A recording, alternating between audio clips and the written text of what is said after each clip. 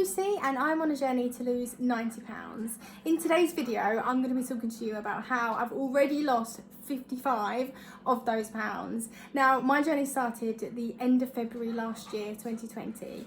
I came in at 230.4 pounds and this morning I weighed in at 175.4 pounds.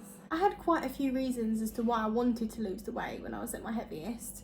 I was really struggling with tiredness. I was getting headaches all the time. My skin was really bad. It was quite sore as well. I was really getting insecure, to be honest, as well. My clothes, they weren't fitting me anymore. I ended up having to regularly wear clothes that I would just lounge around at home because they were big and comfy, and then they just turned into my everyday clothes because they were the only thing that fit. So I was definitely feeling insecure about that. The whole process so far has been, well, it will be a year at the end of next month, so it has been a long process, and that was the first thing I had to do. I had to come to terms with the fact that this isn't going to be a quick fix. This is going to be a long thing, and the first thing I did was talk to myself and say, this is going to take a while. So once I got my head around that and I was comfortable and happy with that, I decided that I wasn't going to be going on any diet per se. It was going to be a complete lifestyle change. I took it very slow and very steady at the beginning. I decided that if I was just going to pick up and change my whole entire life in one day, it was never going to last. I knew that for a fact. So I took really tiny steady steps right from the very beginning, because the small things can make a difference on the scales as soon as you start. A couple small changes that I did do was, instead of having sugar in my tea, I used to have 2 sugars in my tea, I now put 2 sweeteners in my tea, and instead of having whole milk in my tea, I swapped it out for skimmed milk. So it didn't really make much of a difference for me when it came to the taste of things, so I could still enjoy a cup of tea as I normally would, but obviously it was a lot less calories, it was a lot better for me, and those little things like that I kept gradually changing.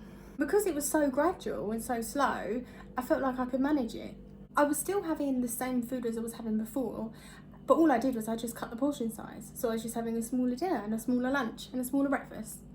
I never classed anything as a good or a bad food. I just saw it all as food, and I still do. So basically I just thought to myself, you already know what's good and what's bad for you, and you already know what you crave and what you don't crave, and what you should have and what you shouldn't have. So just do what you should be doing. So that's what I've done. So if there's like a chocolate bar in front of me, I would think to myself, okay, I know that's definitely not good for me, so I'm just gonna have 1 square. Now, it took a while for me to get my head around that, but now I'm satisfied and I'm happy with just that 1 square. And obviously I was craving things throughout the whole time, so what I did was I allowed myself to have a cheat day once a month. I still do. Well, I call it a cheat day, but it's not really a cheat day, it's more of a cheat meal once a month. So whatever I'm craving, wherever I'm thinking, oh, I could really do with that, I really want some of that, I just think to myself, I have a cheat day coming up, any day of my choosing every month, and I can have it then. And it works for me because it makes me think, okay, well, I'm not going to have it now, I'll just wait until I have it then. And then that means I only have the bad foods once a month. I also added exercising. I went from doing absolutely no exercise whatsoever to walking in the evening, because that was all I could really do. And luckily I have a treadmill, just here, treadmill in the kitchen, just here, and I use that in the evenings. So when I first started, my husband was away, he was away on exercise, so I was home alone. So when my daughter was put to bed, I would normally spend the evening sat in front of the telly watching whatever I want. So instead what I did was I got my iPad, I placed it on the treadmill, and I just walk while I was watching it. And before I knew it, I'd been walking over an hour, and I was totally happy with that. And that turned into running. And I've continued all of that by literally just not giving up. I've also needed to be, my husband's playing FIFA behind me. I've also tried to be as kind to myself as possible, especially when I've messed up or in a week that I've put on and not expected to. I've just been kind, and I think that's how I've been able to continue and just start fresh the next day if I've had a bad day. Still eating all the food that I like, just as I said before, in smaller portions. And I've just been remembering that the numbers on the scale are purely admin. It's not a representation of how good or bad I've been throughout that week or that month, because sometimes I've had a bad month, the whole month. So as long as I remember that it's just pure admin, I'm more comfortable to step on those scales every week. Last but definitely not least, the biggest thing I believe for me personally was upping my water. Drinking water was a game changer really for me in the end.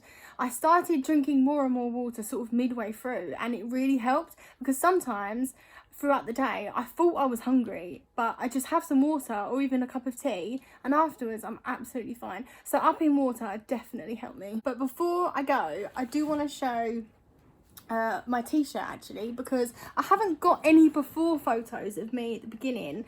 I just never took them. I genuinely didn't think I was going to lose the weight I have, so I just didn't take them. I didn't want a phone full of before photos. But the only thing I can really go off is my clothes, and this top that I'm wearing here is really old.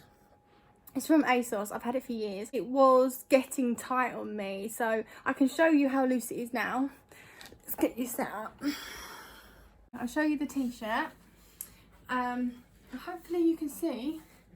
This t-shirt used to come up sort of tight, used to cling on, but you can see it's nice and roomy now. It's not tight anymore. So it's a t-shirt that I couldn't wear for a while because it was just too tight. So I feel like I've got a new t-shirt even though I've had it for absolutely years. If there's anyone watching who is on a weight loss journey at the moment, do let me know. I'm really interested. I want to cheer you on. If you're struggling, if you're doing well, I want to hear. So thank you again for tuning in, and I will see you guys very soon.